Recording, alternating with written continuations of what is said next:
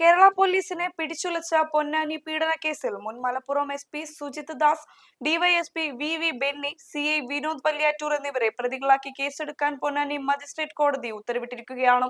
Supreme കോടതിയുടെ ശക്തമായ ഇടപെടലിനെ തുടർന്നാണ് നീതി വൈകിക്കാൻ ശ്രമിച്ച സംവിധാനങ്ങളെ മറികടന്ന മജിസ്ട്രേറ്റ് കോടതി ഈ നിർണായക ഉത്തരവ് പുറപ്പെടുവിച്ചത്.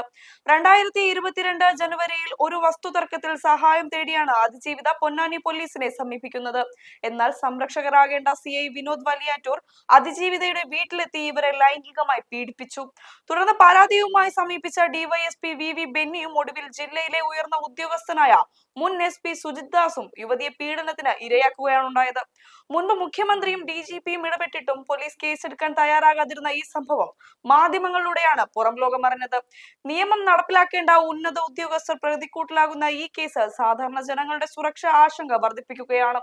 പോലീസിൽ നിന്ന് അനീതി നേരിട്ടാൽ സംസ്ഥാന പോലീസ് കംപ്ലയിന്റ് അതോറിറ്റിയെയോ കോടതികളെയോ നേരിട്ട് സമീപിച്ച് നിയമപരമായ പരിഹാരം കാണാൻ പൊതുജനങ്ങൾക്ക് സാധിക്കും. അധികാരത്തിന്റെ കരുത്തിൽ കുറ്റകൃത്യങ്ങൾ മൂടിവെക്കാൻ ശ്രമിക്കുന്നവർക്കുള്ള ശക്തമായ മുന്നറിയിപ്പാണ് ഈ കേസ്. നിയമവ്യവസ്ഥയിലെ ഇത്തരം സുപ്രധാന നീക്കങ്ങളെക്കുറിച്ചും നിങ്ങളുടെ അവകാശങ്ങളെക്കുറിച്ചും കൃത്യമായ ബോധ്യമുണ്ടാകാൻ ഈ ഇൻവെസ്റ്റിഗേറ്റീവ് റിപ്പോർട്ട് പൂർണ്ണമായി കാണുക. ഈ വാർത്ത പരമാവധി ആളുകളിലേക്ക് ഷെയർ ചെയ്ത് എത്തിക്കുക.